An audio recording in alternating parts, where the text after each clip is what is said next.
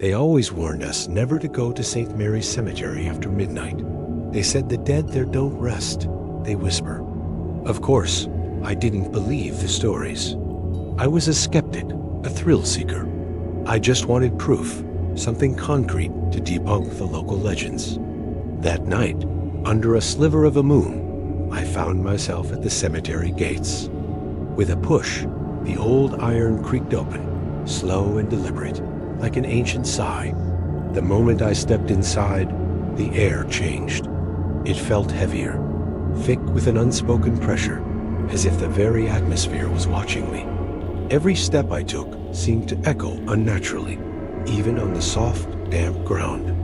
Rows of tombstones stretched out into the darkness, a silent, endless city of the dead. Then I heard it, a faint, chilling whisper carried on the wind. It sounded like it was right beside me, and it said my name.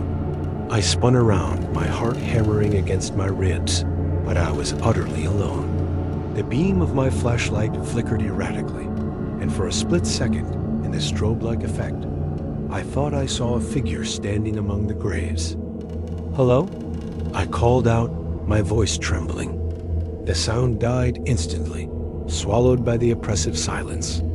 Then, an echo came back, but it wasn't my voice. It was deeper, distorted. I aimed my light towards the sound, sweeping it across the tombstones until it landed on one that seemed newer than the rest. I froze. Carved into the cold, smooth stone was my name. I stumbled back, tripping over a tree root as the ground beneath the gravestone began to shift and crack. A cold breath whispered against my ear, a tangle of voices I couldn't understand. Panic took over. I ran. I sprinted through the maze of graves, but the whispers followed, swirling around me, a chorus of ghostly murmurs. I finally reached the entrance, gasping for air, but the gate, it was gone. In its place was just an unbroken ancient stone wall. The ground before me split open, a dark chasm yawning in the earth.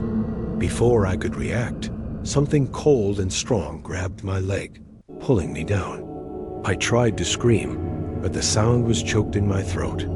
A thick, unnatural fog rolled in, swallowing the moonlight, the tombstones, everything.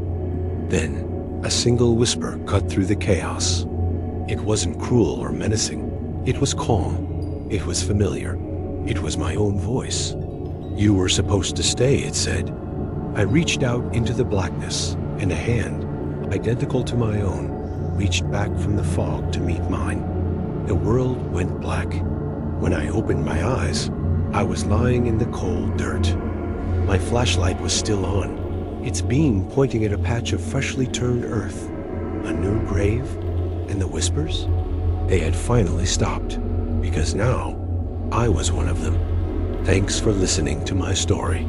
If you enjoy Tales from the Dark Side, make sure to hit that like button and subscribe for more.